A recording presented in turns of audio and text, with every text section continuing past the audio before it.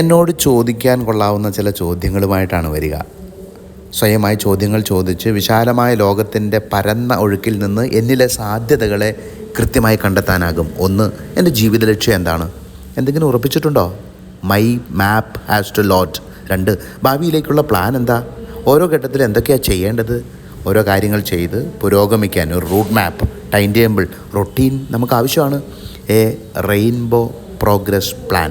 മൂന്ന്, ഞാൻ ചെയ്യേണ്ട, എനിക്ക് മാത്രം ചെയ്യാവുന്ന കാര്യങ്ങളുണ്ടോ? പ്രാർത്ഥിച്ച് അന്വേഷിക്കണം.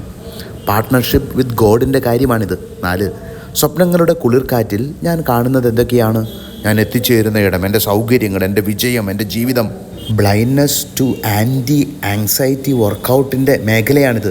5, ഭാവനകളുടെ എൻ്റെ ചിത്രങ്ങളിൽ ഞാൻ എന്ന വ്യക്തിയുടെ സ്ഥാനം എന്താണ്? എൻ്റെ വളർച്ച, സംതൃപ്തി, ആനന്ദം, കഴിവുകൾ, പെരുമാറ്റം, മൂല്യങ്ങൾ.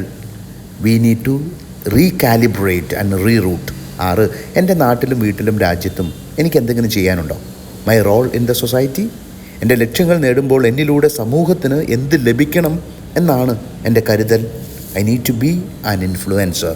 7, എൻ്റെ ശക്തിയും കഴിവും വളർത്തേണ്ട മേഖലകളും എല്ലാം പിടുത്തം കിട്ടിയോ? Weakness and strength. ഇവയെ കണ്ടെത്തി പരിശീലിച്ച് വളർത്തിയെടുക്കണം. ഇതിനൊരു എനർജിയും ഇഷ്ടവും വേണം.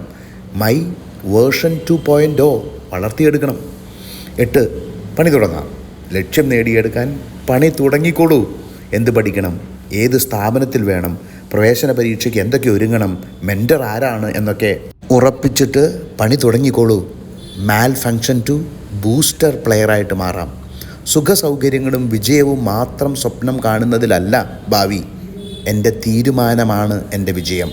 എന്നെ കണ്ടെത്തി ലക്ഷ്യം നിശ്ചയിച്ച് ഇതിനായി ഒരുക്കവും പരിശീലനവും നടത്തുന്ന മൈ ഫ്യൂച്ചർ പ്രോജക്റ്റാണ് ഈ ചോദ്യാവലി. ഇവ ചോദിച്ചുകൊണ്ടേയിരിക്കണം. ഞാൻ എന്നെ കണ്ടെത്തുകയും പരിശീലിച്ച് വളർത്തുകയും ലക്ഷ്യം നേടിയെടുക്കുകയും ചെയ്യുന്നതുവരെ. റിപ്പീറ്റ്.